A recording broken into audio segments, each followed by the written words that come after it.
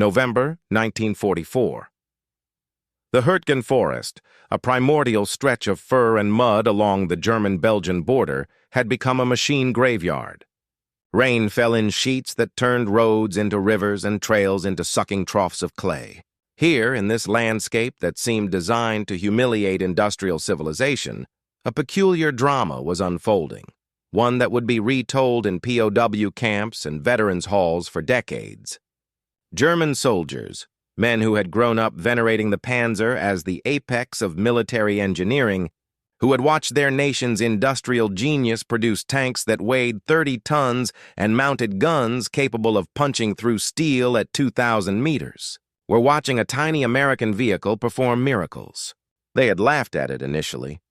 The Willys MB, which the Americans called simply the Jeep, looked like a mechanical insult. It weighed 2,450 pounds. A grown man could rock it on its springs. Its quarter-ton designation seemed to announce its own insignificance. German troops had nicknames for it: Kübelwagen Amerikaner, the American bucket car, spoken with the particular condescension reserved for enemies who didn't understand that war was a serious business, requiring serious machinery. But in the Hürtgen, where even the vaunted Panther tanks wallowed helplessly in bottomless mud, where half-tracks sank to their axles and prime movers became immovable monuments to hubris, the Jeep moved. It moved everywhere, with a kind of insouciant disregard for terrain that seemed almost supernatural to men trained in the rigid doctrines of German military logistics. The transformation in perception didn't happen gradually. It happened in moments. Specific, undeniable moments that shattered assumptions built over years of Wochenschau newsreels and propaganda about Teutonic technical supremacy. A Panzer IV, 48,000 pounds of Krupp steel and Maybach engine buried to its belly plates in Belgian mud. Its crew, exhausted from hours of futile attempts to free it, watching as an American Jeep, this toy, this lawn ornament with wheels, backed up to their immobilized beast. The Americans hooked a tow cable, seemingly unconcerned about the physics involved, about the absurd weight ratio. The Jeep's driver dropped it into low gear. The little four-cylinder engine, all 60 horsepower of it, roared with an enthusiasm that seemed almost comical. And then impossibly the Panzer moved. Inch by inch, the tank that had been the pride of the 116th Panzer Division, the machine that had rolled through France and terrorized Russia, was pulled from its muddy prison by a vehicle that weighed less than its main gun. German tankers stood in silence, their worldview quietly reorganizing itself around this undeniable fact. Some laughed, the kind of laughter that carries within it the sound of something breaking. Others simply stared, conducting rapid mental calculations about what this meant, about what kind of industrial philosophy could produce such a thing, about what kind of nation could afford to build 250,000 of these utilitarian miracles and scatter them across Europe like seeds. The Jeep's origin story reads like a parable about American industrial pragmatism colliding with military bureaucracy and emerging victorious through sheer, stubborn functionality. In June 1940, with Europe burning and American neutrality looking increasingly theatrical, the U.S. Army issued a specification that seemed designed to produce nothing. A reconnaissance vehicle weighing under 2,300 pounds, capable of carrying 600 pounds, with a wheelbase under 75 inches and a fold-flat windshield for airborne operations. The specification was impossible. Every engineer knew it. The weight requirement alone defied the basic physics of automotive construction in 1940. But America in 1940 was discovering something about itself, about what happens when you combine industrial capacity with existential urgency. 135 companies received the solicitation. 133 declined. Only 2 responded. American Bantam Car Company, a struggling manufacturer of tiny economy cars in Butler, Pennsylvania, and Willys Overland Motors in Toledo, Ohio. Bantam, working with designer Karl Probst, produced the first prototype in just 49 days, a feat of engineering improvisation that would have been impossible in any nation that valued proper procedure over functional results. The vehicle they created weighed 1,840 pounds, well over the specification, but it worked. More importantly, it worked in ways that transcended its specification sheet, revealing capabilities that no procurement officer had thought to request because no one had imagined they were possible. The Proving Grounds at Camp Holabird, Maryland, autumn 1940. Military observers gathered to watch the impossible little vehicle perform its trials with the kind of skepticism that American officers had cultivated into an art form.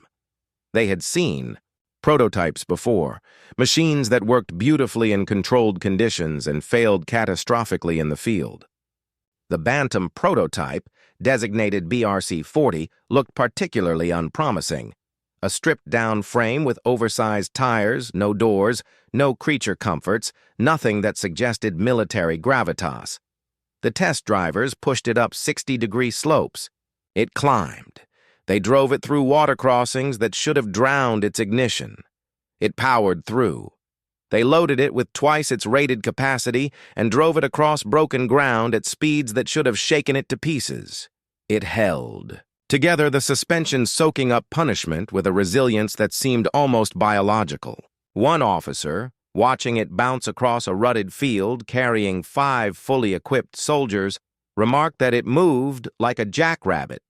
The name that would eventually stick, Jeep, possibly derived from the military designation GP for general purpose, or perhaps from Eugene the Jeep.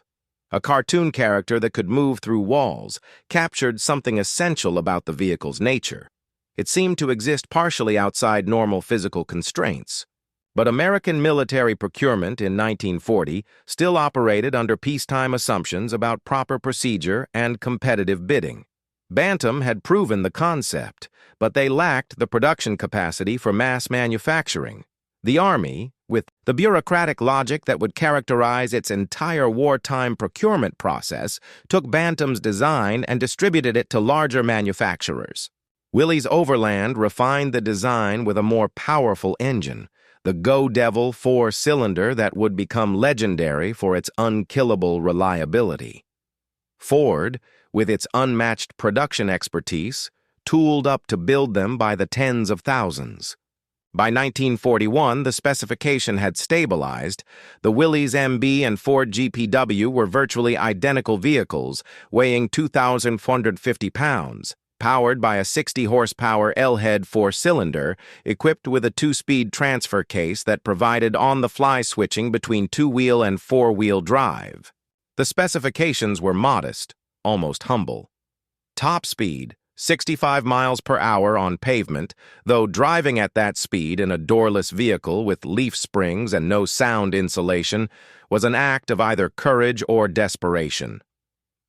Fuel economy, 16 miles per gallon, respectable for a 4-wheel drive vehicle with the aerodynamics of a brick. Ground clearance, 8.75 inches, enough to clear obstacles that would gut conventional cars. But these numbers, like all military specifications, told only part of the story. They described what the Jeep could do in theory. They said nothing about what it would do in practice, about how it would become the most versatile military vehicle ever produced, about how it would redefine the basic assumptions of military logistics, battlefield mobility, and the relationship between soldiers and their equipment. Between 1941 and 1945, American factories, Willys in Toledo, Ford in dozens of plants across the Midwest, produced 640,000 Jeeps, not tanks, not bombers, not destroyers, Jeeps, 640,000 copies of a vehicle that weighed barely more than a ton and cost the government $738, $74 per unit. The production numbers themselves told a story about American industrial philosophy that German planners never quite grasped, even as they watched their own war economy crumble under the weight of its own complexity. Germany produced approximately 52,000 Kübelwagens during the same period, the Type 82, designed by Ferdinand Porsche, an excellent vehicle by any objective measure. But excellent was the enemy of enough. The Kübelwagen required skilled labor to assemble. It used components that couldn't be easily swapped between manufacturers. It was designed by engineers who believed that quality meant precision, that vehicles should be crafted with the same attention to detail as Swiss watches. The Jeep was designed by engineers who believed that quality meant working under any condition, that vehicles should be built with the assumption that they would be maintained by teenagers with limited training using whatever parts were available. Every bolt on a Willys Jeep was interchangeable with every bolt on a Ford Jeep. The engine could be swapped in 45 minutes by a crew with basic tools. The transmission, the axles, the electrical system, everything was designed for rapid field replacement by soldiers who had been farm boys 6 months earlier. This wasn't technological inferiority, it was a different philosophy of technology entirely, one that prioritized ubiquity and repairability over performance and precision. The Germans built vehicles for the Wehrmacht. The Americans built vehicles for the world. North Africa, 1942. The Desert War, where Rommel's Africa Corps had demonstrated the tactical possibilities of mobile warfare across terrain that reduced traditional distinctions between front and rear to meaningless abstractions. Here, in an environment that destroyed machinery with the methodical cruelty of an industrial-scale torture device, sand that infiltrated every bearing, heat that boiled radiators dry, distances that exposed every weakness in mechanical reliability, the Jeep began to reveal its true nature. British officers, accustomed to their own reconnaissance vehicles with their proper bodywork and reasonable comfort provisions, watched American Jeeps with a mixture of admiration and horror. The Americans drove them with a kind of casual violence that suggested either ignorance of proper vehicle maintenance or a knowledge that these machines could absorb punishment that would cripple anything else. Lieutenant Colonel George Greenfield, observing American forces with the British Eighth Army, recorded in his diary a scene that captured the emerging Jeep mythology. Watched an American reconnaissance unit drive their Jeeps, and I use the term drive loosely, across terrain that would require a tracked vehicle by any reasonable assessment. They flew over wadis, bottomed out on rocks with sounds that should have signaled catastrophic mechanical failure, and emerged on the other side requesting nothing more than fuel and water. When I inquired about maintenance schedules, the sergeant looked at me as though I'd asked about the weather on Mars. "We change the oil when we remember, sir," he said. "Mostly we just drive them until something breaks, then we fix it." This is not how one operates military equipment. And yet, somehow, it works. What Greenfield was witnessing was the field, emergence of a new tactical doctrine, one that hadn't been written in any manual, but was being discovered in real time by soldiers who understood that the Jeep wasn't just a vehicle. It was a platform, a blank canvas onto which could be projected almost any military function the imagination could conjure. In North Africa, Jeeps became weapon carriers, mounting everything from 30 caliber Brownings to 50 caliber heavy machine guns to 37mm anti-tank guns. The British Special Air Service, that collection of military mavericks who approached warfare as a form of aggressive improvisational theater, adopted the Jeep with the enthusiasm of artists discovering a new medium. They stripped them of already minimal bodywork, added armor plates around the driver's position, mounted multiple machine guns, and drove them hundreds of miles behind Axis lines to raid airfields and supply dumps. David Sterling, the SAS founder, called them the most effective weapon of the Desert War, a remarkable statement from a man who had access to tanks, artillery, and air support. What made the Jeep effective wasn't firepower or armor. It was the tactical flexibility that came from radical mechanical reliability combined with go-anywhere mobility. An SAS Jeep patrol could cover 300 miles in a day, strike at dusk, and be gone before dawn, navigating by stars across terrain that had no roads because the Jeep didn't need roads. It needed only ground, and the desert provided that in abundance. The Germans, watching these raids through the dispassionate lens of military intelligence, began to revise their assessment of American industrial competence. The Jeep raids weren't the work of a militarily naive nation learning warfare through trial and error. They were the tactical expression of an industrial philosophy that valued flexibility over specialization, reliability over performance, sufficiency over perfection. Captured German intelligence documents from 1942, now housed in the National Archives, reveal a growing unease about American production capabilities. One report, translated from the original German, analyzed captured Jeeps with the thoroughness of engineers trying to solve a puzzle. The American reconnaissance vehicle demonstrates manufacturing principles that suggest mass production capabilities exceeding previous estimates. Component simplicity and interchangeability indicate design priorities focused on maintenance by minimally trained personnel. Engine design sacrifices power output for reliability under adverse conditions. Suspension design accepts reduced speed for increased terrain capability. Overall assessment. Vehicle represents optimized compromise for mass deployment rather than technical excellence. Strategic implications require further analysis. The strategic implications, had anyone in Berlin been willing to face them honestly, were terrifying. If America could produce hundreds of thousands of vehicles this capable, this quickly, what else could they produce? The statistics of Jeep production tell a story that numbers alone can barely convey. By 1943, Ford's River Rouge plant was completing one Jeep every 90 seconds during peak production. A vehicle rolling off the assembly line, fully functional and ready for war, faster than most people could read this sentence. Willys plants in Toledo operated 24 hours a day.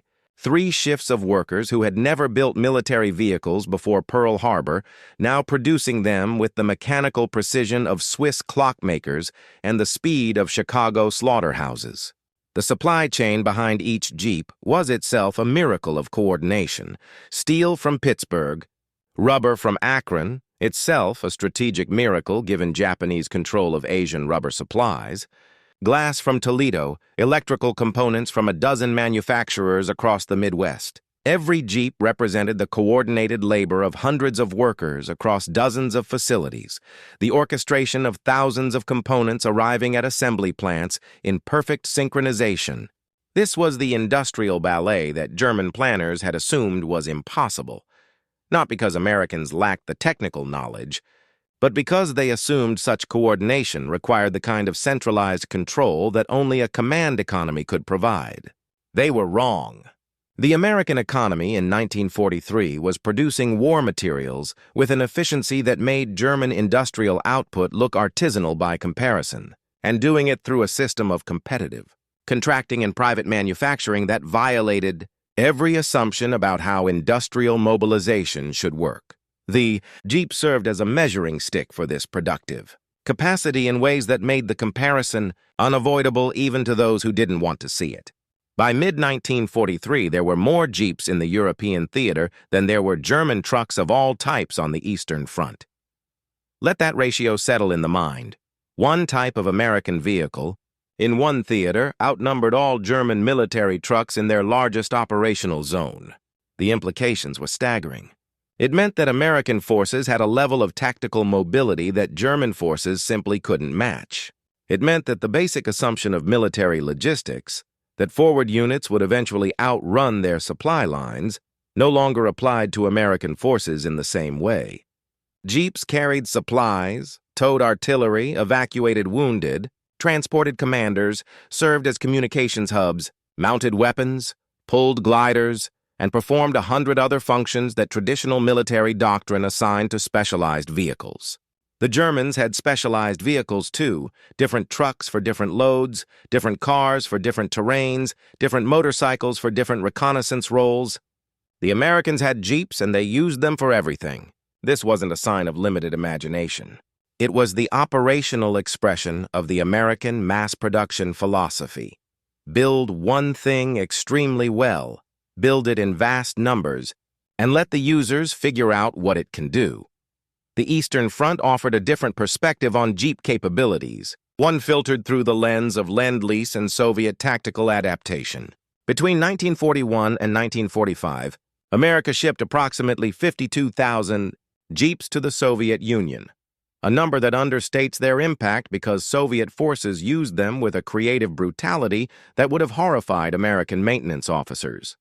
Red Army soldiers, accustomed to vehicles that required constant maintenance and careful operation, treated Jeeps like they were invulnerable. They drove them until the oil burned off, then added more oil and kept driving. They used them to tow loads that exceeded their rated capacity by factors of 2 or 3. They mounted them with weapons that turned them into mobile artillery platforms. And the Jeeps kept working, kept moving, kept performing functions that should have destroyed them. Soviet General Georgy Zhukov, in his post-war memoirs, wrote with uncharacteristic enthusiasm about American logistics vehicles. The Americans sent us tanks and planes, and these were important. But they also sent us Jeeps and trucks, and these won the war. A tank without fuel is a pillbox. A pillbox without supplies is a target. The American vehicles kept our armies moving when our own logistics would have stopped us at the Dnieper. Coming from Zhukov, a man not known for praising Western contributions to Soviet victory, this assessment carried weight.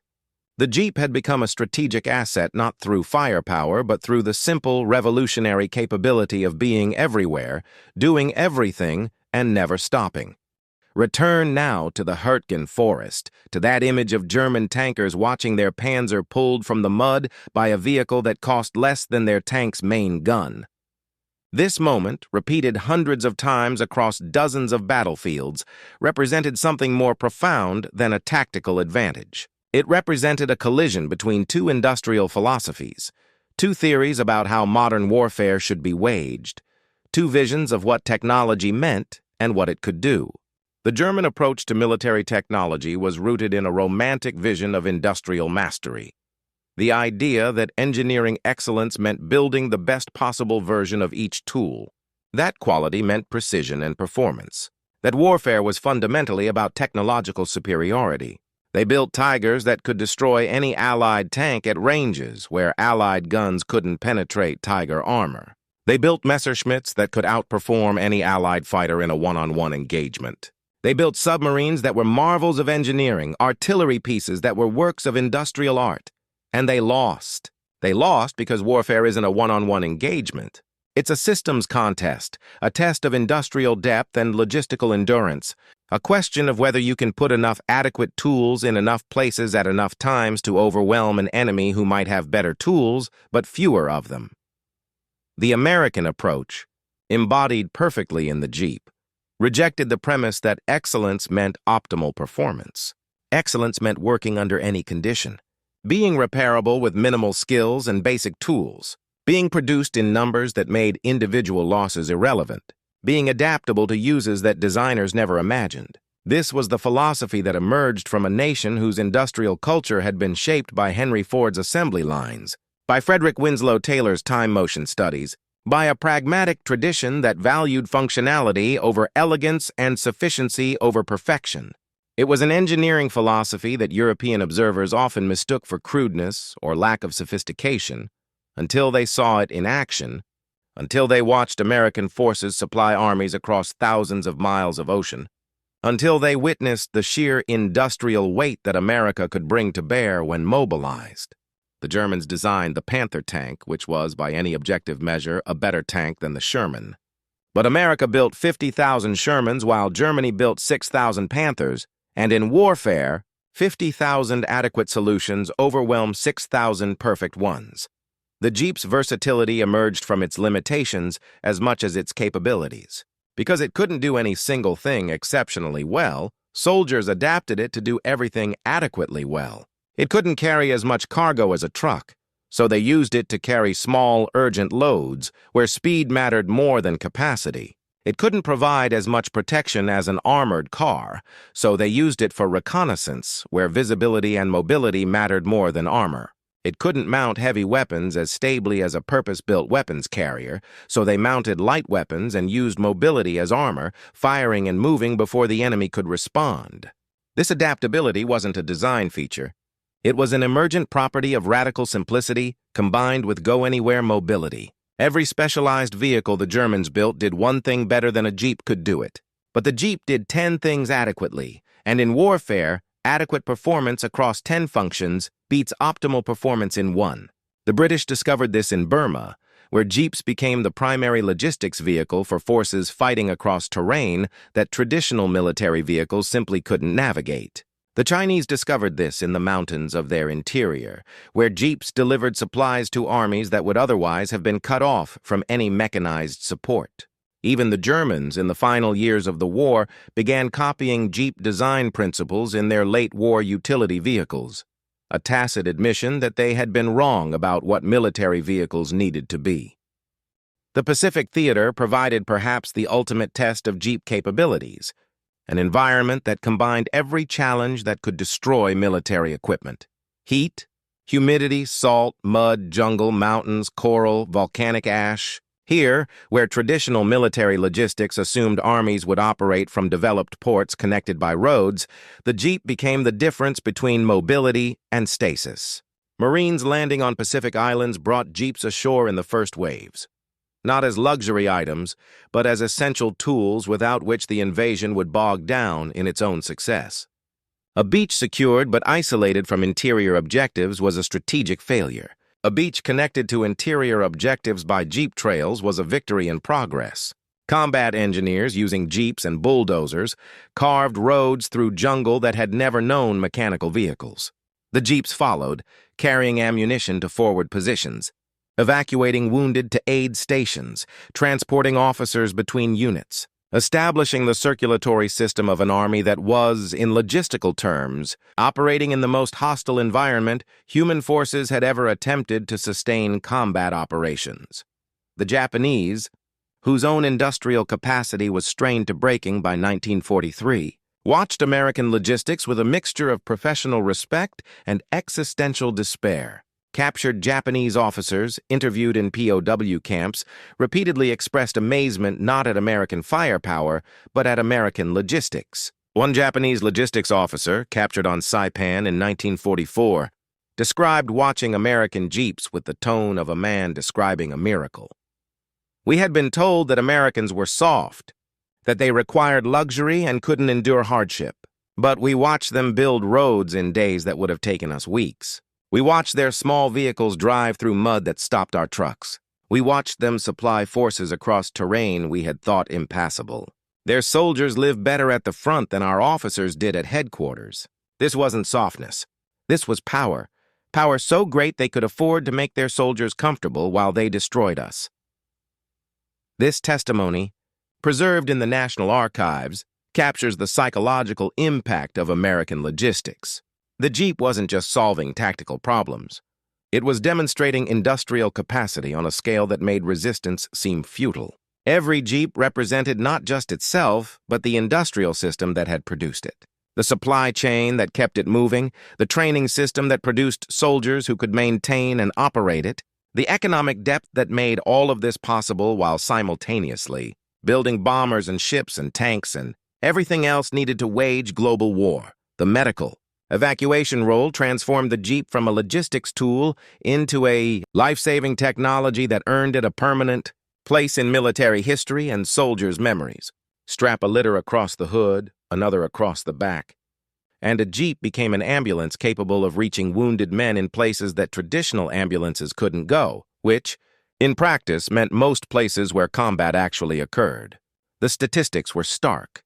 In World War I, a wounded soldier had approximately a 2% chance of dying if he reached a medical facility.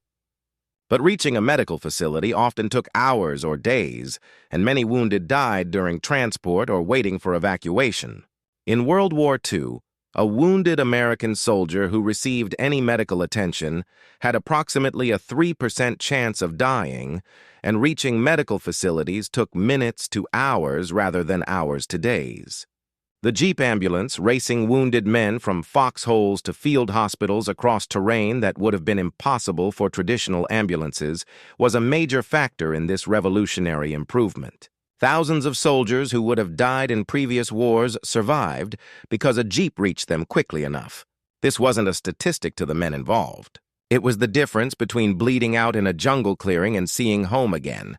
The cultural impact of the Jeep extended beyond its tactical utility into the realm of symbol and meaning.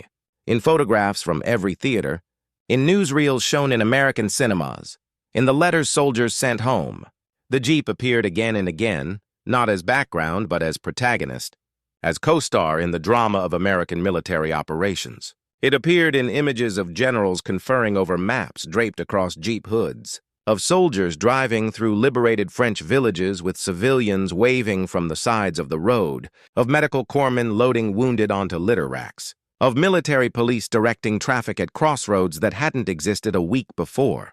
The Jeep became visual shorthand for American military presence, recognizable even to people who knew nothing about military equipment. This wasn't accidental. The Jeep's visual distinctiveness, its flat front, its spare tire mounted on the back, its minimalist form, made it instantly recognizable.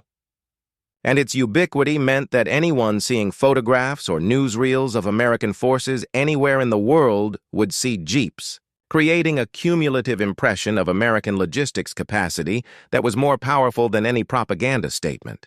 The Germans could show Tiger tanks in newsreels. The Americans showed Jeeps everywhere doing everything.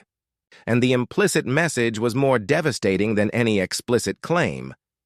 We can afford to build these by the hundreds of thousands and scatter them across the entire planet.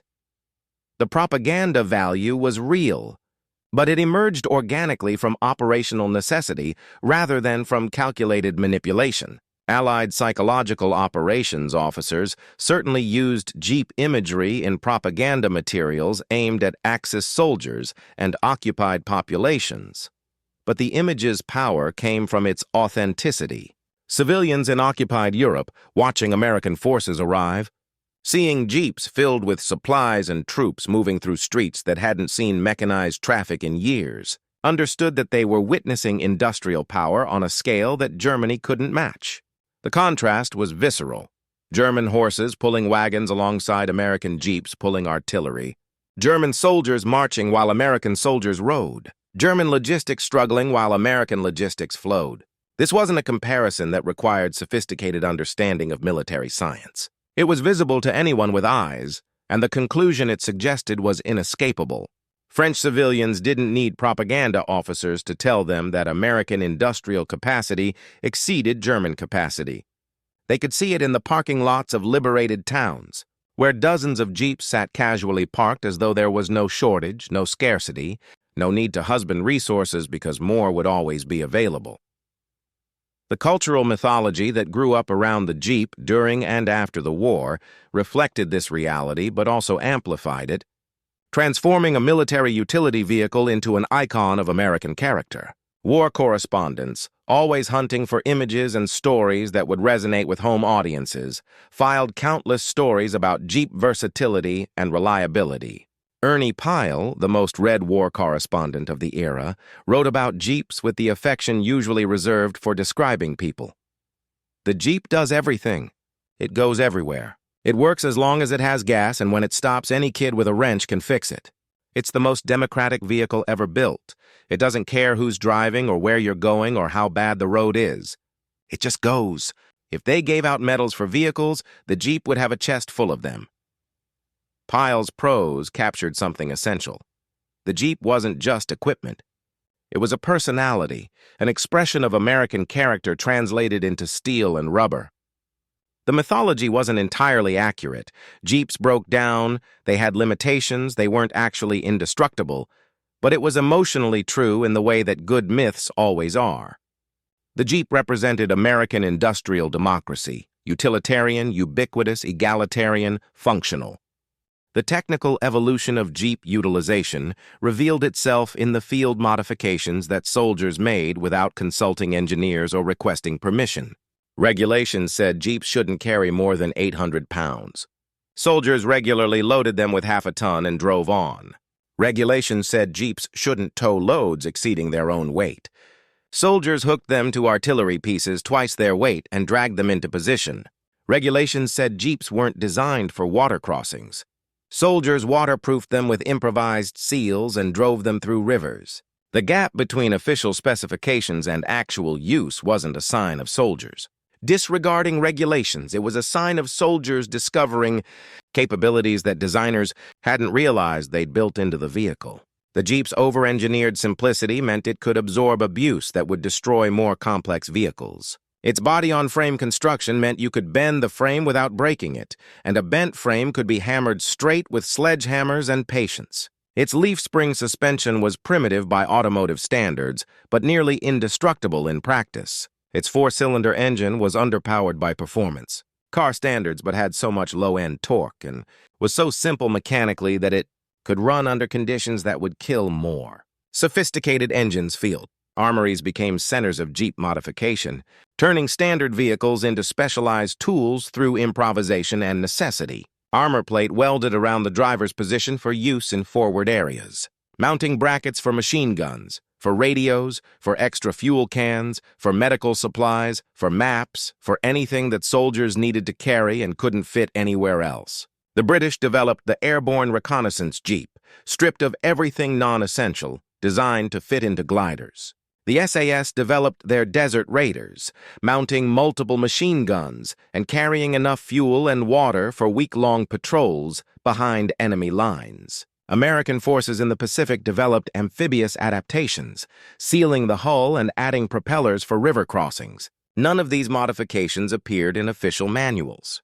They emerged from soldiers identifying needs and mechanics solving problems, creating a Darwinian evolution of Jeep utility that was faster and more responsive than any official procurement process could have been. The genius of American military logistics in World War II wasn't just production volume.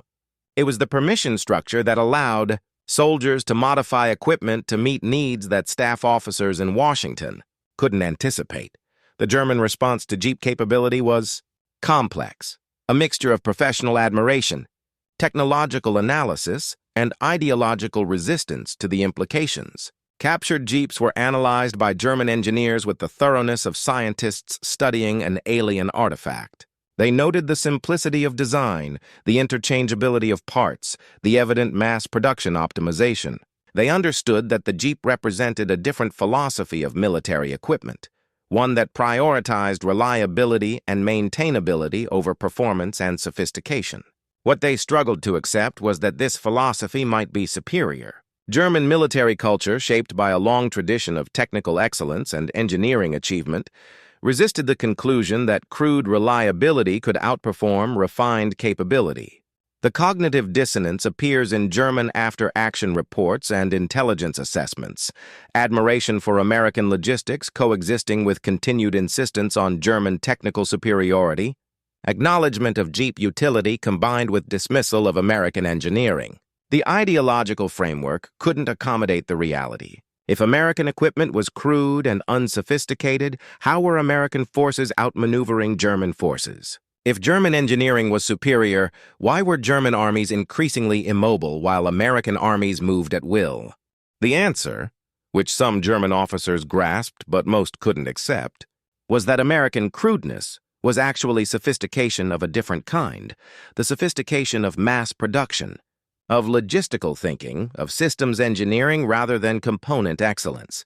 Building a Jeep that could be maintained by minimally trained soldiers with basic tools required more sophisticated design thinking than building a vehicle that performed optimally under ideal conditions maintained by skilled mechanics. Designing a supply chain that could produce 640,000 identical vehicles from multiple manufacturers required more sophisticated organizational capability than producing 52,000 hand-fitted vehicles in a single factory.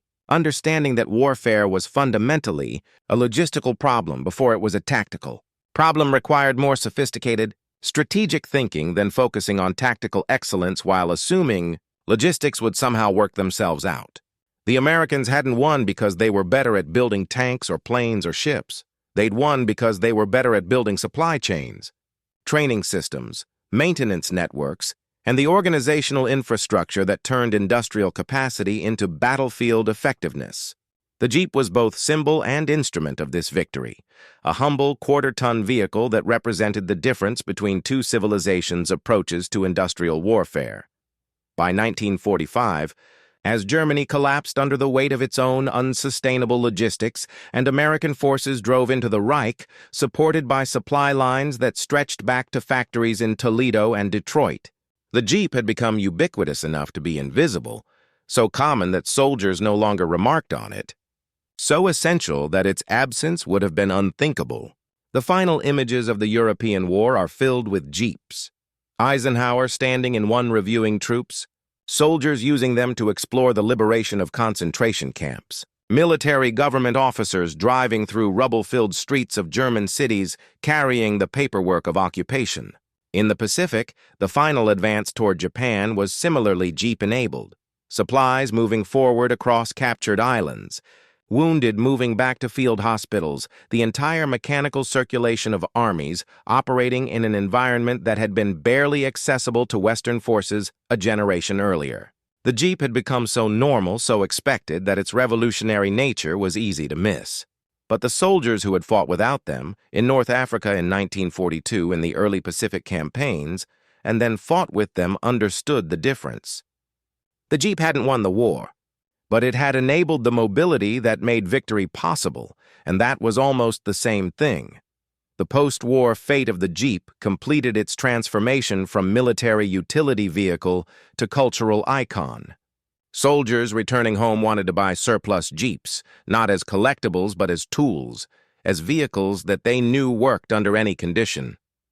Farmers bought them for field work. Ranchers bought them for cross-country travel. Outdoorsmen bought them for hunting and fishing.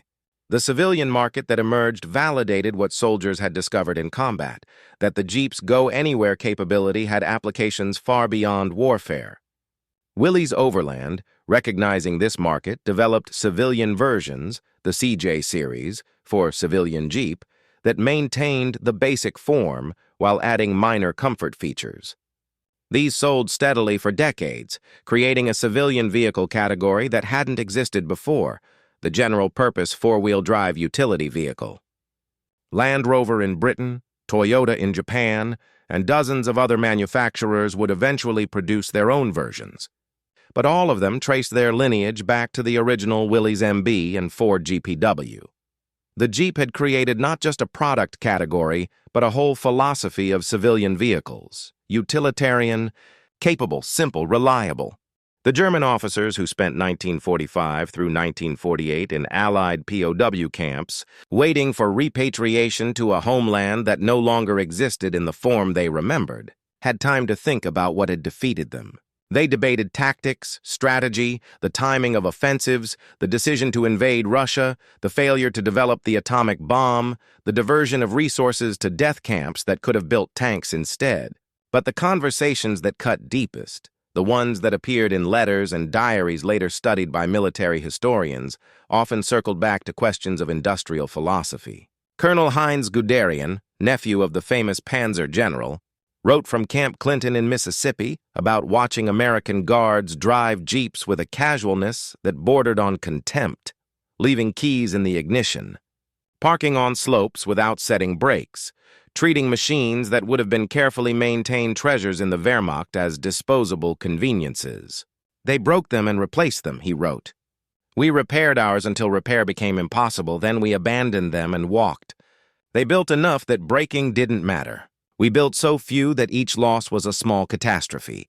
This is the difference between their war and ours, expressed in a vehicle that weighs less than a ton. The realization carried within it a devastating reassessment. Germany hadn't lost because of tactical mistakes or strategic blunders. Those were symptoms. Germany had lost because they had never understood what industrial warfare in the mid-20th century actually required.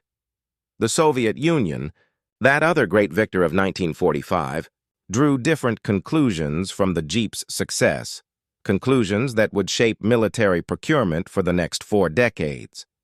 Soviet military theorists, analyzing Lend-Lease contributions with the unsentimental rigor that characterized Soviet planning at its best, identified American logistics vehicles as having been more strategically valuable than American tanks or planes. The Red Army had built excellent tanks. The T-34 was arguably the best tank design of the war. But Soviet logistics had been chronically inadequate, and American trucks and Jeeps had filled a gap that Soviet industry couldn't close while simultaneously producing the weapons needed for offensive operations. The post-war Gazi-67 and later UAZ-469 were Soviet answers to the Jeep, built with Russian engineering priorities but clearly influenced by American design philosophy. They prioritized simplicity over sophistication, reliability over performance, maintainability under field conditions over optimal capability.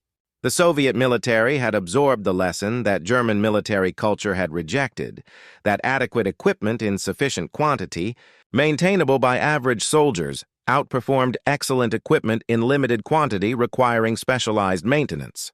This was perhaps the most profound ideological concession the Soviet Union made to American industrial philosophy, more significant than any diplomatic agreement, more lasting than any wartime alliance.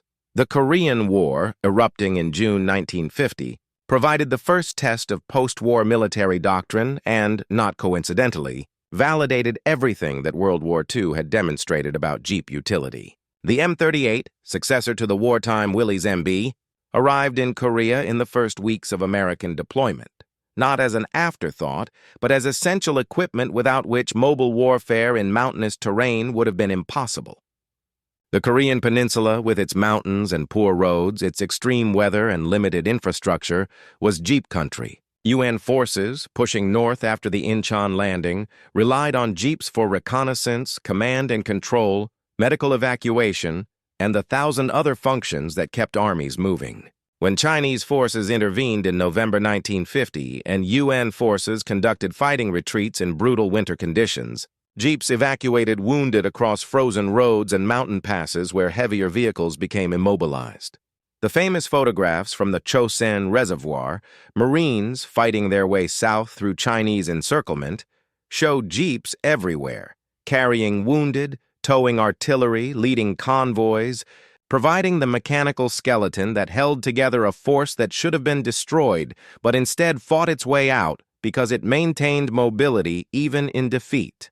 The lessons of Korea rippled through NATO military planning with the force of revelation confirmed rather than discovered. European military establishments, rebuilding their armed forces under the shadow of potential Soviet invasion, faced a fundamental question. What kind of army could defend Western Europe against the numerical superiority of Warsaw Pact forces? The answer, increasingly, looked American in its industrial logic. The British Army, with its traditions of regimental pride and specialized equipment, began standardizing vehicle fleets around multi-purpose designs. The French, despite their cultural resistance to American influence, adopted Jeep derivative vehicles for their forces in Indochina and Algeria. The West German Bundeswehr, built from scratch in the 1950s with officers who remembered the Wehrmacht's logistics failures, organized itself around principles of mechanical reliability and supply chain simplicity that would have been alien to their predecessors. They purchased fleets of light utility vehicles, not because these vehicles were superior in any single capability to specialized alternatives, but because they grasped what their father's generation had refused to accept. That tactical flexibility emerged from logistical depth, and logistical depth required vehicles that worked everywhere, always, maintained by ordinary soldiers rather than specialist mechanics. The ghost of the Jeep, or rather its living descendants, haunted European military procurement, a constant reminder that the nation which could keep its forces mobile would dictate the terms of engagement. The civilian Jeep market, meanwhile, was writing its own chapter in American cultural history. The CJ2A, introduced by Willys Overland in 1945, was essentially a wartime Jeep with a tailgate and civilian paint colors. It sold to farmers, ranchers, utility companies, rural mail carriers, and outdoorsmen who needed vehicles capable of going places where roads didn't exist. But it also sold to veterans who wanted a connection to their wartime experience, not out of nostalgia for combat, but out of trust in a machine that had never failed them when failure meant death. These buyers understood something that civilian automotive journalists often missed. The Jeep's lack of comfort features wasn't a deficiency, it was a statement of priorities. A vehicle with a fold-down windshield and removable doors wasn't trying to be a passenger car.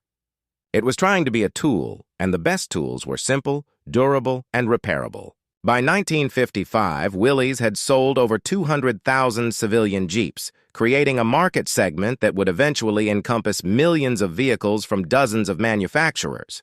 The sport utility vehicle, That dominant force in late 20th century American automotive culture traced its conceptual lineage directly back to farmers in Iowa and ranchers in Montana who needed to cross fields and streams to check fences and move cattle, and discovered that the Jeep their son had driven in France or the Philippines could do the job better than anything else available.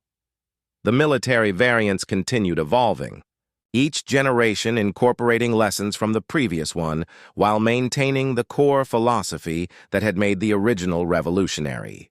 The M38A1, introduced in 1952, added a more powerful engine and revised suspension. The M151, introduced in 1959, represented a more radical departure: independent suspension, unibody construction, more sophisticated engineering throughout. But even as the technology advanced, the basic mission remained unchanged: provide a light, mobile, multi-purpose vehicle that could be maintained by ordinary soldiers and used for missions that designers couldn't anticipate. The M151 served through Vietnam, where it repeated the pattern established in earlier wars, soldiers using it for everything from reconnaissance to weapons platform to ambulance, discovering capabilities through necessity and improvisation. The images from Vietnam, like those from earlier conflicts, showed Jeeps everywhere, driving through rice paddies, navigating jungle trails parked outside fire base command posts, carrying wounded toward helicopter evacuation points. The tactical details changed from war to war, but the fundamental reality remained. Armies needed mobility at the tactical level, and light utility vehicles provided it more effectively than any alternative. The cultural mythology that accreted around the Jeep by the 1960s had transcended its military origins to become something larger, a symbol of American character as Americans wanted to imagine it. Advertisements for civilian Jeeps emphasized capability, utility, and unpretentious functionality. They showed Jeeps climbing mountains, crossing rivers, working on farms, carrying families to remote campsites. The implicit promise was freedom through capability. With a Jeep, you could go anywhere, do anything, without requiring luxury or comfort, relying instead on mechanical reliability and your own resourcefulness. This mythology was selective, of course. It ignored the uncomfortable seats, the poor weather protection, the noise and vibration that made long highway drives exhausting. But mythologies are always selective, focusing on emotional truths rather than comprehensive accuracy. The Jeep represented a particular vision of American identity: pragmatic, capable, democratic in the sense of being accessible to anyone rather than reserved for elites, valuing function over form. Whether this vision accurately described America was debatable.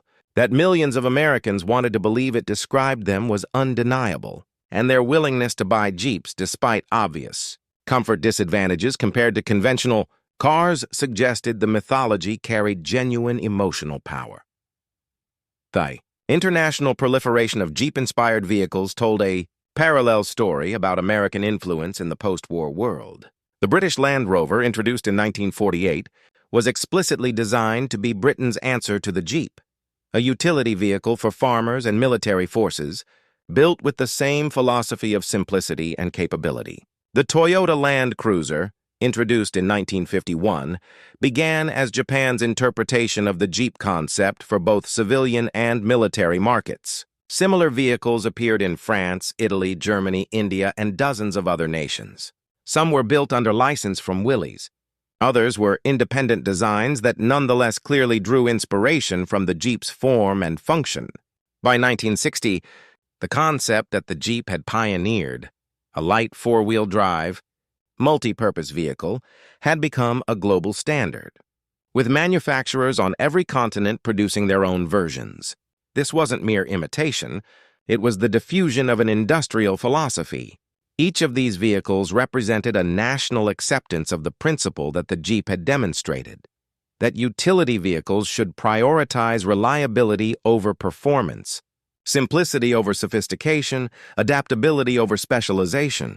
The American way of building military vehicles had become the global way, not because America imposed it, but because it worked. The Vietnam War provided a grimmer context for Jeep utility, one that complicated the mythology without displacing it.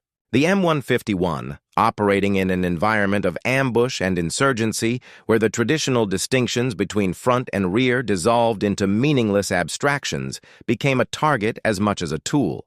Its lack of armor, which had never been a significant liability in conventional warfare where reconnaissance vehicles weren't expected to fight, became deadly in a war where every vehicle was potentially a combat vehicle. Soldiers welded armor plate to M151s, mounted heavier weapons, modified them in ways that degraded their mobility in pursuit of protection. The compromises were unsatisfying. Armor heavy enough to stop rifle rounds made the vehicle dangerously top-heavy. Light enough to maintain mobility didn't stop rifle rounds. The fundamental problem wasn't the vehicle, but the war.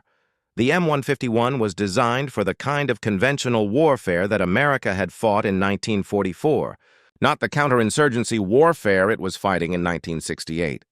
But even in Vietnam, even in a war that challenged every assumption about American military effectiveness, the basic utility remained. Jeeps moved supplies, evacuated wounded, carried commanders, performed the 1,000 necessary functions without which an army grinds to a halt, regardless of its tactical doctrine or strategic objectives.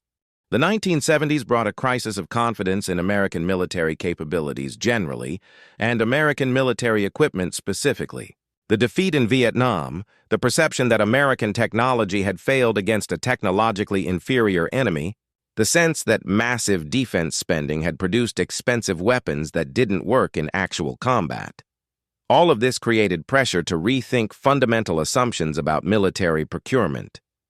The Jeep's descendants weren't exempt from this reassessment. The M151 was criticized as outdated, under-armored, unsuited for modern warfare. Military planners began developing the high-mobility, multi-purpose wheeled vehicle, the HMMWV, inevitably nicknamed Humvee, as a replacement. The Humvee, introduced in the 1980s, represented both evolution and regression.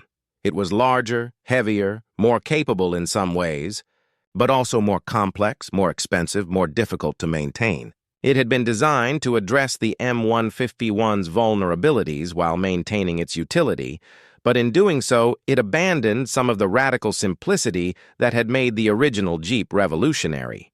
A soldier with basic tools and minimal training could maintain an M151. The Humvee required more sophisticated maintenance, more specialized parts, more logistical support. This wasn't necessarily wrong. Military vehicles in the 1980s operated in a more complex technological environment than vehicles in 1944, but it represented a philosophical shift away from the extreme democracy of simplicity that had characterized the original Jeep. The irony, which became apparent in the 1990s and early 2000s, was that modern military operations increasingly resembled the conditions that had made the original Jeep so effective. Peacekeeping operations, counterinsurgency, humanitarian missions, stability operations, all required mobility, flexibility, and presence rather than firepower and protection. The Humvee, designed for conventional warfare against Soviet forces in Central Europe, found itself performing the same functions that Jeeps had performed in earlier wars: patrol, reconnaissance, liaison, medical evacuation, supply transport, and like the Jeep before it, the Humvee was modified and adapted by soldiers in the field to meet needs that designers hadn't anticipated. In Iraq and Afghanistan, Humvees were up-armored against improvised explosive devices, mounted with ever heavier weapons, modified so extensively that their original design became almost unrecognizable. The pattern was familiar: soldiers identifying needs, mechanics improvising solutions, official procurement struggling to keep pace with battlefield innovation. The specific technologies had changed, but the fundamental dynamic remained. War was too complex, too variable, too unpredictable for any central authority to anticipate all requirements, and the military organizations that empowered soldiers to adapt their own equipment maintained advantages over those that required everything to flow through formal procurement channels. The return to basics came, predictably, from special operations forces, those military units that had always existed in the creative space between official doctrine and battlefield necessity. In the 1990s and 2000s, as conventional forces operated increasingly heavy and complex vehicles, Special operations units began using modified civilian vehicles for many missions. Toyota Hilux pickups, Land Rovers, commercial SUVs modified with military communications and weapons mounts. These vehicles weren't as capable as purpose-built military vehicles in any single dimension, but they were more flexible, easier to maintain, less conspicuous, and, critically, available in quantities that military procurement systems couldn't match. The logic was pure Jeep philosophy: adequate capability in sufficient quantity, maintained with commercial parts and common tools, adapted by users to specific missions, outperformed optimal capability in limited quantity requiring specialized support.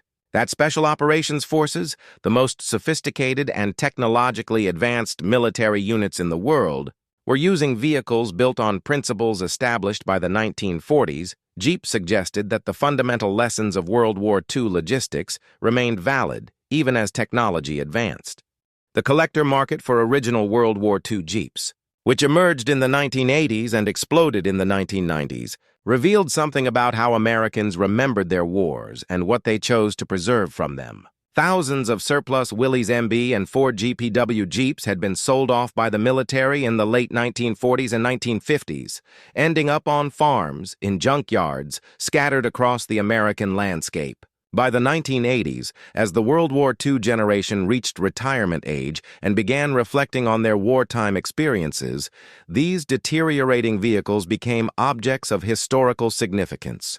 Collectors began hunting them down, restoring them to original military specifications, displaying them at veterans' gatherings and military vehicle shows. The restoration process was exacting, finding correct parts, matching paint colors to original military specifications, ensuring every detail matched factory configuration. But what's revealing is what these collectors chose to restore. Not tanks, not artillery pieces, not weapons systems, but utility vehicles.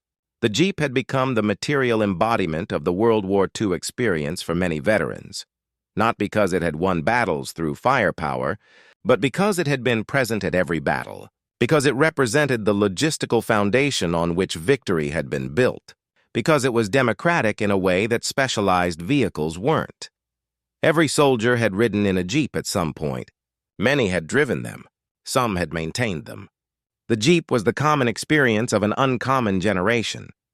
The restored Jeeps at military vehicle shows, sitting beside tanks and half-tracks and artillery pieces, told a story about how warfare was remembered versus how it was waged. The tanks drew crowds. They were dramatic, intimidating, obviously military. But the Jeeps drew recognition. Veterans would approach them, place a hand on the hood, recall specific vehicles they had driven or ridden in, remember roads in France or beaches in the Pacific or mountain passes in Italy. The memories associated with Jeeps were rarely about combat directly. They were about movement, about getting from one place to another, about the infrastructure of war rather than its climactic moments. This reflected an important truth about military experience that popular culture often obscured. Most of war was logistics, movement, maintenance, supply, the unglamorous work of keeping armies functioning. The Jeep represented this reality in a way that weapons systems didn't, and by choosing to preserve Jeeps, to restore them and display them and pass them down to younger generations, veterans were asserting that this logistical reality mattered, that the tools which had enabled victory deserved remembrance even if they hadn't, delivered the dramatic killing blows that captured headlines and inspired movies. The engineering. Analysis of the original Jeep from the perspective of modern automotive technology revealed how radical its simplicity had been. By 2000 standards, the Willys MB was almost prehistoric. No power steering, no power brakes, no synchronizers in the transmission, no independent suspension, minimal electrical systems, no sound insulation, no climate control beyond a fold-down windshield and removable canvas doors. Yet this extreme simplicity was also sophistication of a different kind. Every component had been designed for field replaceability. The engine could be removed and installed with basic hand tools. The electrical system was so simple that a soldier could diagnose and repair faults with a test light and basic understanding of circuits. The transmission and transfer case were robust enough to tolerate abuse that would destroy modern drivetrains. The suspension, crude as it was, could be repaired with a hammer and torch. Modern vehicles were more capable in almost every measurable dimension. Faster, more powerful, more comfortable, more efficient. But they required sophisticated diagnostic equipment, specialized tools, computer interfaces for maintenance. The Jeep required a wrench, a screwdriver, and determination. Whether this represented progress or simply change depended on the context. For civilian use on maintained roads with available repair infrastructure, modern vehicles were clearly superior. For military use in remote areas with limited support, the Jeep's philosophy of radical simplicity retained significant advantages. The intellectual history of how the Jeep influenced post-war design philosophy in both military and civilian spheres reveals a deeper story about American industrial culture. The automotive industry in the 1950s and 1960s, dominated by Detroit's Big Three manufacturers, largely ignored the lessons of Jeep utility in favor of pursuing size, power, comfort, and style. American cars grew longer, lower, wider, more complex, more expensive. The utilitarian philosophy that had produced the Jeep seemed irrelevant to a consumer market that valued appearance over capability. But beneath this mainstream trend, a counterculture of utility was emerging. Small companies began producing specialized vehicles for specific markets: agricultural equipment, industrial vehicles, off-road recreational vehicles.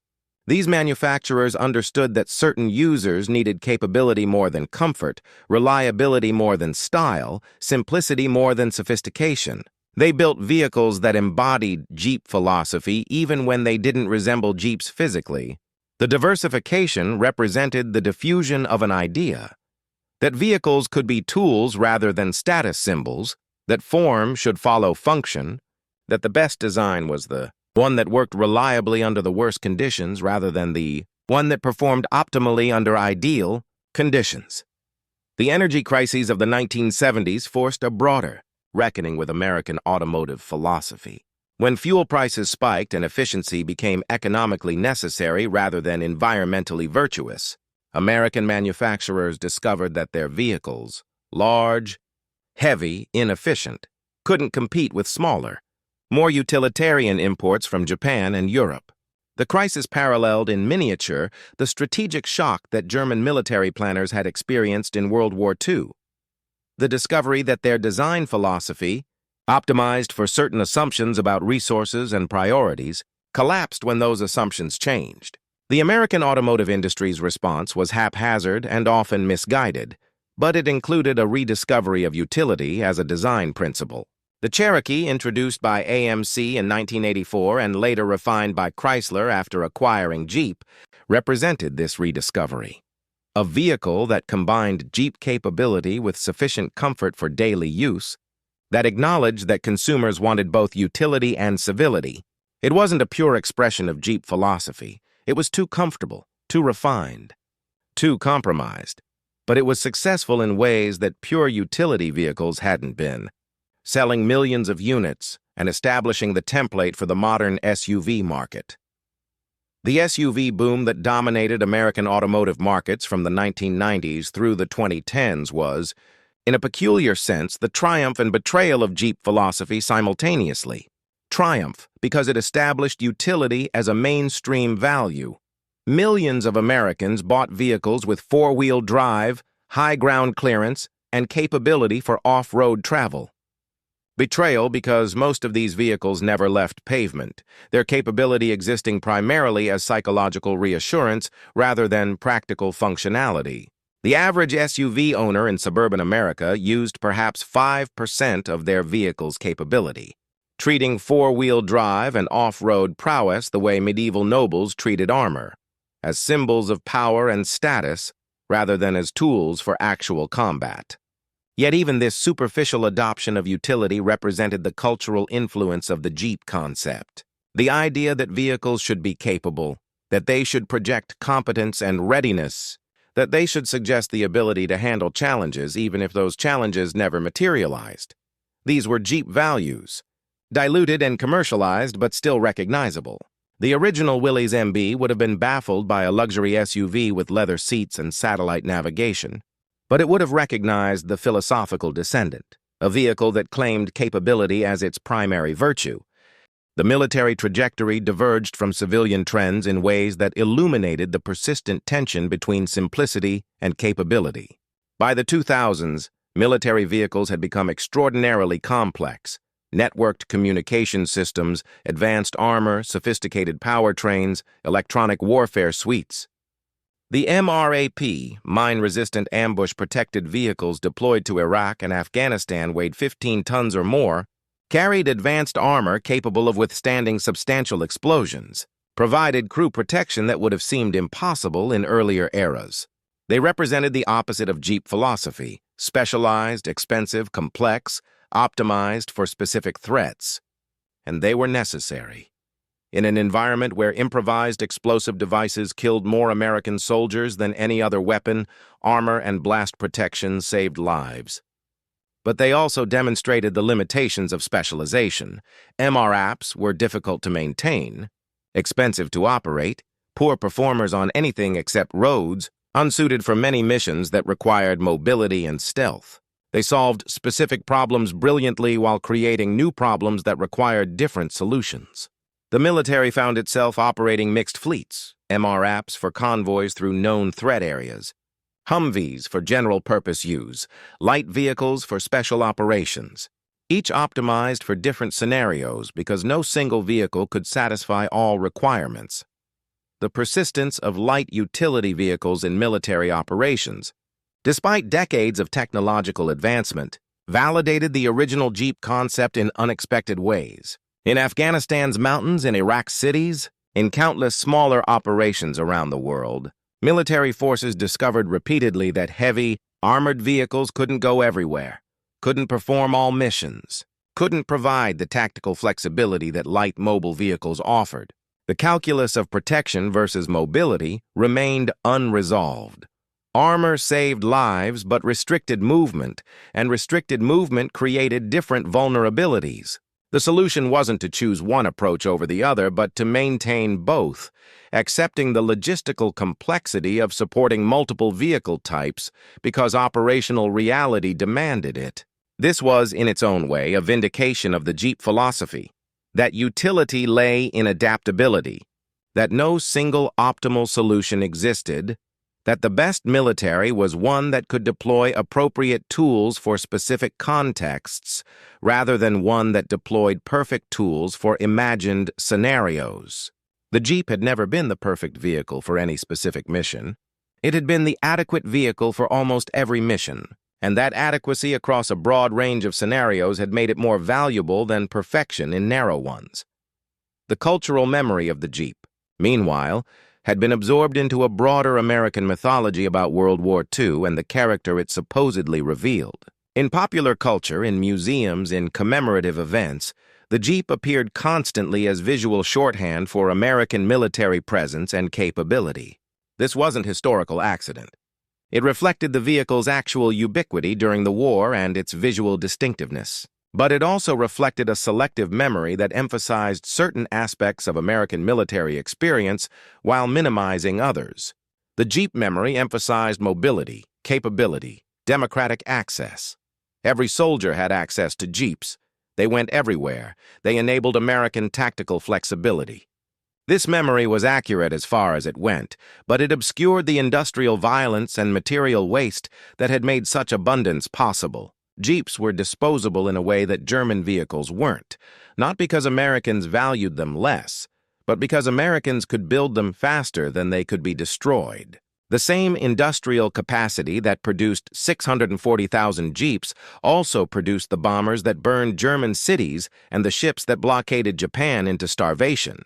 The Jeep was the friendly face of American industrial power, but it was connected to aspects of that power that were less comfortable to remember. The rehabilitation of Jeep philosophy. Thinking in military procurement came, paradoxically, from the experience of wars that seemed to demonstrate its limitations. Iraq and Afghanistan, where the vulnerability of light vehicles to improvised explosive devices drove the adoption of heavier, more protected vehicles, also demonstrated that heavy vehicles created their own problems. By 2010, military planners were explicitly discussing the need for a joint light tactical vehicle, a replacement for the Humvee that would provide more protection than the original but maintain greater mobility than MRAPs. The specifications reflected lessons learned. More armor than a Humvee, less weight than an MRAP, maintainable by average soldiers, producible in sufficient quantities to provide theater-wide coverage. The resulting vehicle, which began deployment in the late 2010s, represented an attempt to find a new balance point between protection and mobility, between sophistication and simplicity, between optimal capability and adequate sufficiency. Whether it succeeded would be determined not by its specifications but by its performance in whatever conflicts lay ahead. Judged by soldiers who would discover its capabilities and limitations through the unforgiving medium of combat. The broader lesson that military establishments struggled to absorb was that the Jeep had been revolutionary, not despite its limitations but because of them. Its lack of specialized capability had forced adaptability. Its mechanical simplicity had enabled maintainability. Its utilitarian design had permitted mass production. Its modest cost had allowed ubiquity. Modern military vehicles, optimized for performance in specific scenarios, maintained by specialists, produced in limited quantities, represented a different philosophy, one that valued capability over numbers, sophistication over simplicity, optimal performance over adequate sufficiency. Neither philosophy was inherently superior. They reflected different assumptions about what warfare required and how industrial resources should be allocated. But the historical record was clear.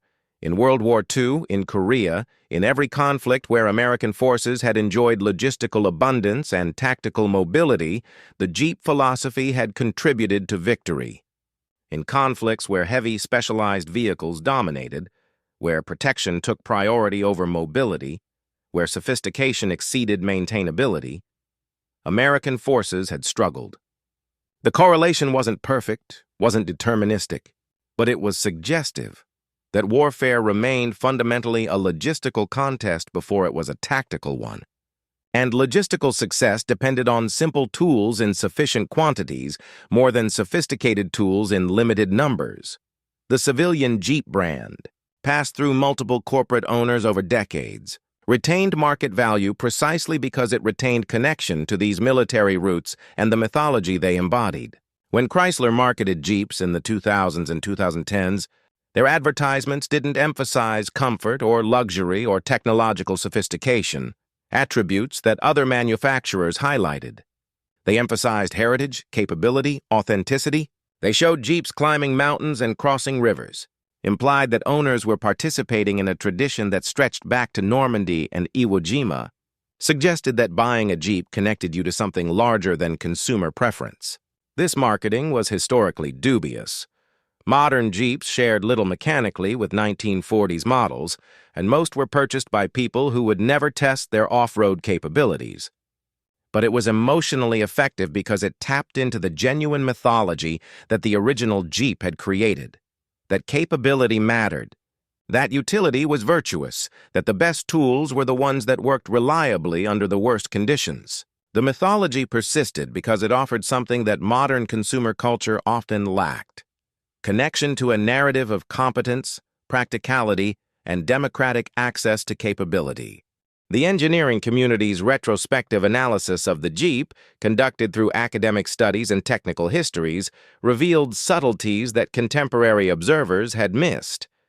The Jeep wasn't simply a successful design, it was an example of emergent properties, characteristics that arose from the interaction of simple components in ways that designers hadn't fully anticipated. The four-wheel drive system, combined with high ground clearance and light weight, produced go-anywhere capability. The body-on-frame construction, combined with leaf spring suspension, produced durability and repairability. The simple four-cylinder engine, combined with low gearing, produced torque and reliability. None of these characteristics were individually revolutionary. Similar designs existed in agricultural and industrial vehicles, but their combination in a military vehicle, optimized for mass production and field maintenance, created something new, a platform adaptable to uses that ranged far beyond its original reconnaissance role. The lesson for engineering education was that optimal design often meant accepting compromises in individual characteristics to achieve superior overall capability, that the best solution to complex problems wasn't always the most sophisticated solution, that simplicity was a design virtue, not a design limitation. The historical reassessment of World War II logistics, conducted by military historians in the decades after the war, increasingly emphasized material factors over tactical brilliance or strategic vision. The comfortable narrative had been that America won because of democratic values or industrial capacity or tactical innovation or strategic bombing or the atomic bomb. The uncomfortable truth was more prosaic. America won because it could supply armies on multiple continents simultaneously, because it built enough ships to replace losses and enough planes to achieve air superiority and enough vehicles to maintain mobility and enough ammunition to sustain operations and enough of everything else needed to wage industrial warfare. The Jeep was a small part of this logistical miracle, but it was representative of the whole, a tool designed for mass production, built in quantities that made individual losses irrelevant, simple enough that average soldiers could maintain it, versatile enough that soldiers could adapt it to missions that designers hadn't imagined. The Jeep didn't win World War II. No single weapon system or vehicle or technology won World War II. But the industrial philosophy that the Jeep embodied, the logistical thinking that its design represented, the productive capacity that its numbers demonstrated, these did win World War II, and understanding this reality was essential to understanding the war.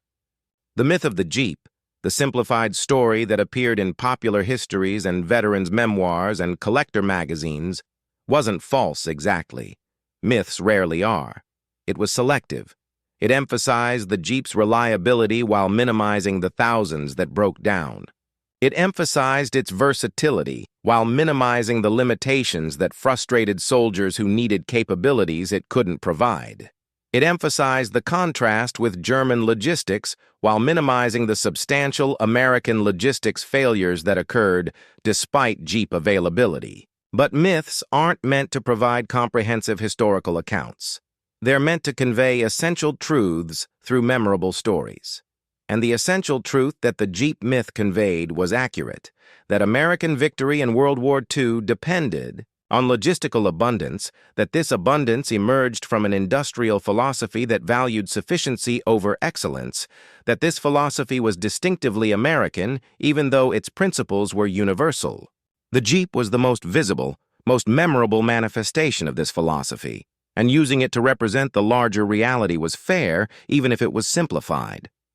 The preservation of Jeeps in museums worldwide reflected their status as historical artifacts that transcended national boundaries and military allegiances. The National World War II Museum in New Orleans displayed a Willys MB alongside tanks and aircraft, treating it as an equal contributor to victory.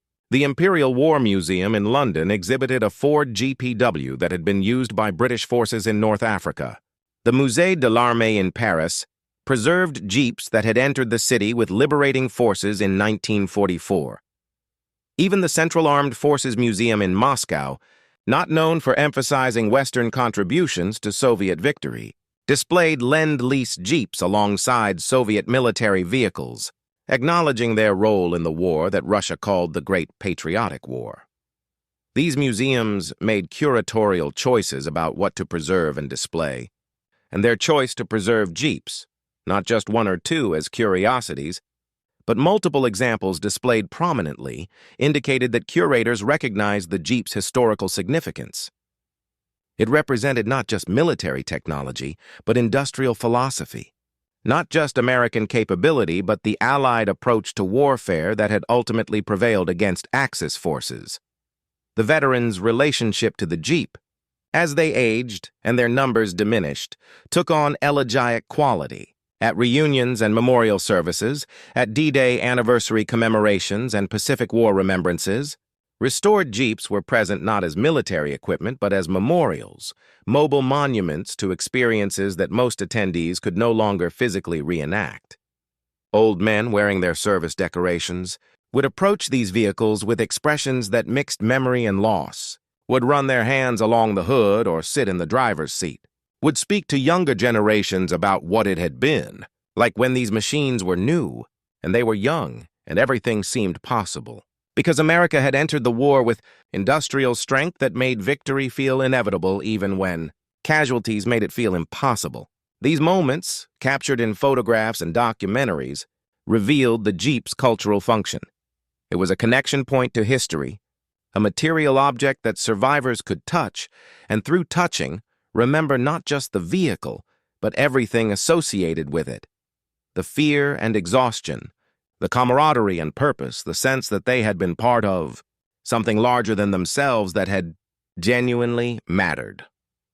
The final chapter of the Jeep story, though calling it final, is premature given that Jeeps are still produced, and sold is about the transformation from tool to symbol, from military necessity to cultural icon, from solution to problem, into representation of an era when problems had solutions.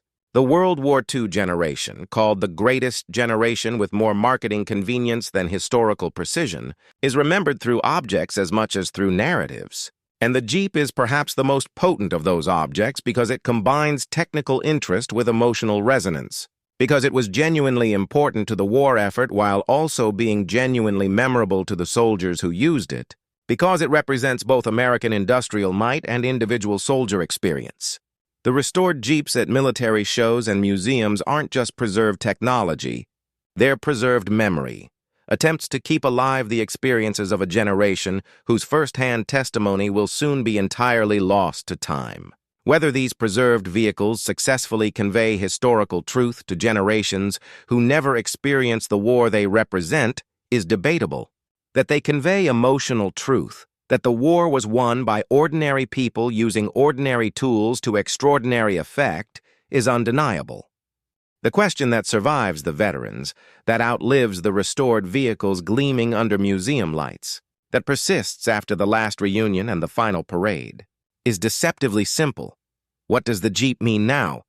Not what did it mean in 1944 when it pulled a Panzer from Belgian mud, not what it meant in 1945 when it rolled through liberated villages, not even what it meant to the generation who drove it through jungles and across deserts and over mountains. What does it mean to us, to generations born decades after the last wartime Jeep rolled off the Toledo assembly line, who inherited victory without experiencing the cost, who live in the world that industrial mobilization and logistical abundance created, but who no longer remember, if we ever knew, what that creation required?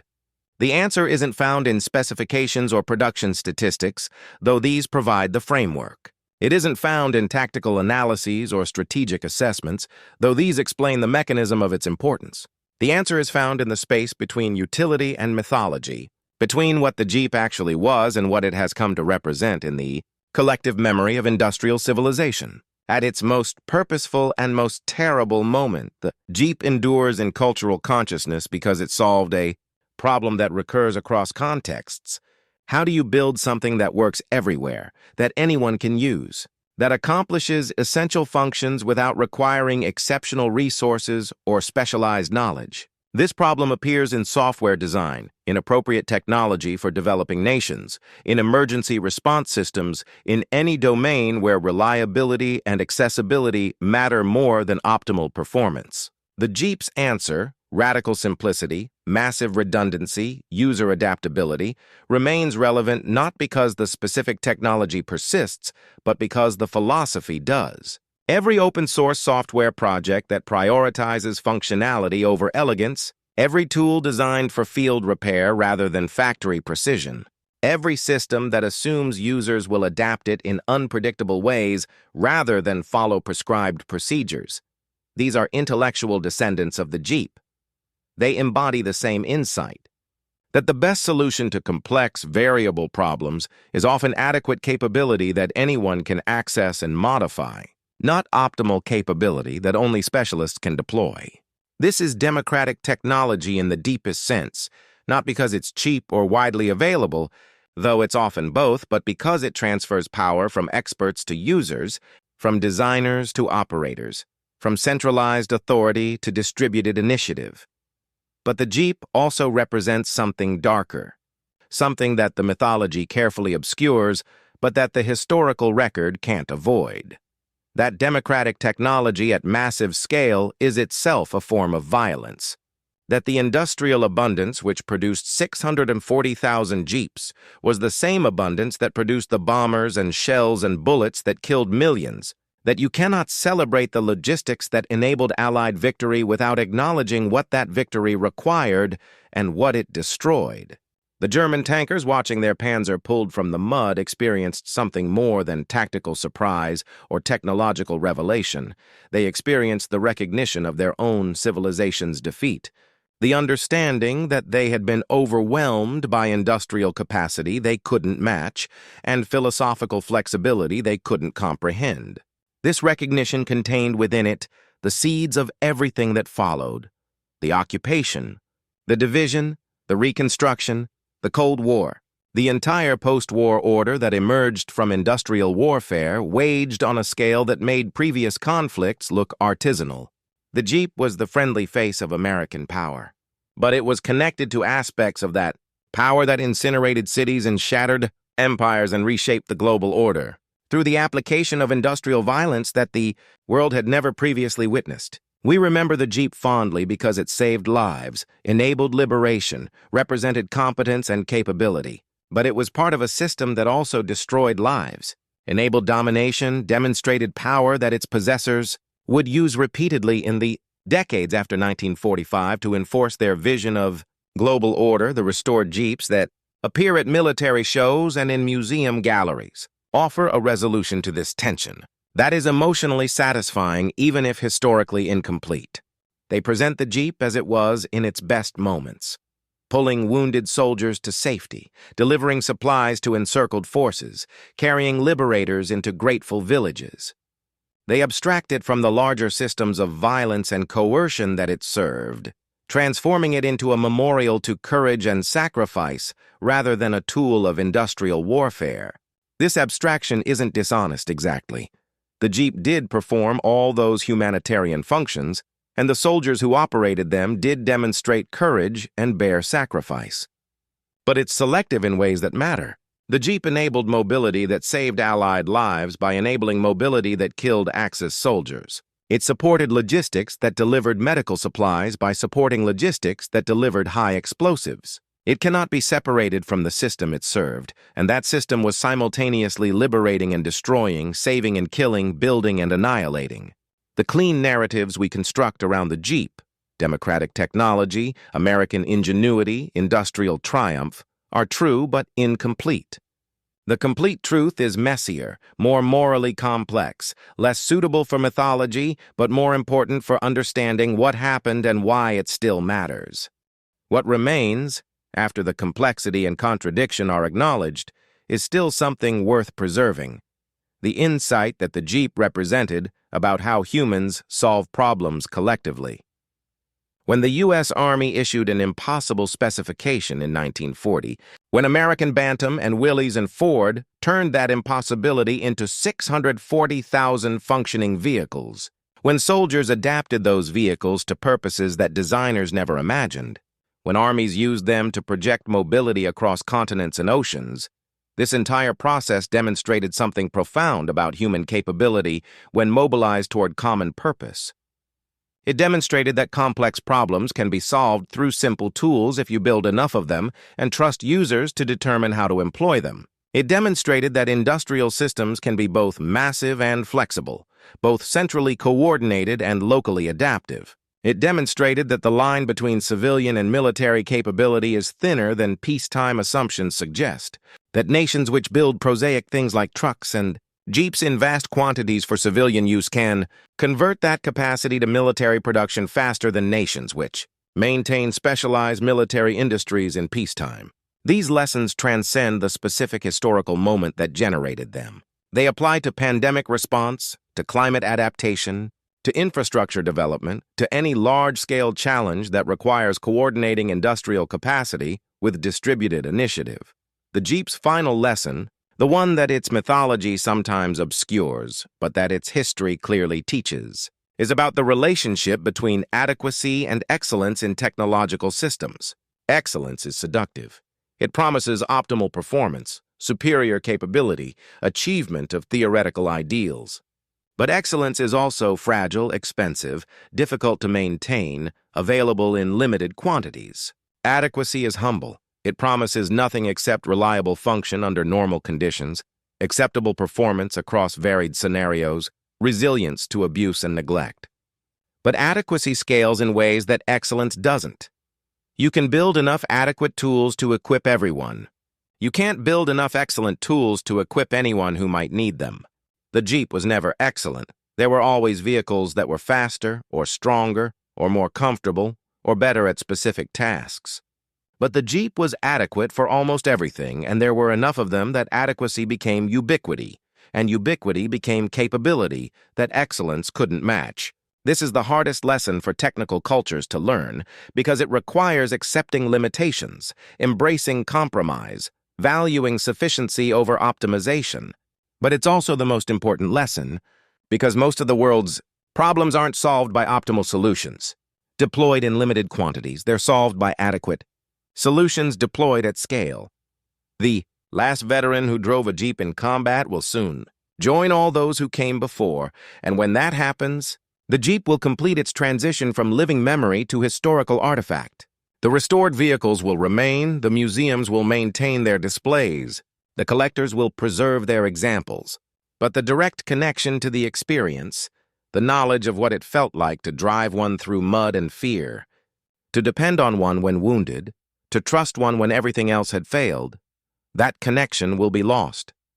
What will remain is what we choose to preserve through narrative and commemoration, the story we tell about what the Jeep was and what it meant. We could tell a story of technological triumphalism, of American exceptionalism, of industrial dominance demonstrating civilizational superiority. That story would be emotionally satisfying and politically convenient and historically simplistic. Or we could tell a more complex story, one that acknowledges the Jeep as both liberation and conquest, as both humanitarian tool and instrument of war, as both democratic technology and expression of industrial power that overwhelmed those who couldn't match it. That story would be less comfortable but more true, less suitable for mythology but more useful for understanding. The choice between these narratives isn't just about how we remember the past. It's about what lessons we carry forward into futures that will present their own challenges, their own questions about how industrial capacity should be organized and deployed, their own moments where we must choose between excellence in scarcity and adequacy in abundance. The Jeep can't answer these questions for us, but its history, honestly examined, can help us frame them correctly. And sometimes, framing the question correctly is halfway to finding the answer.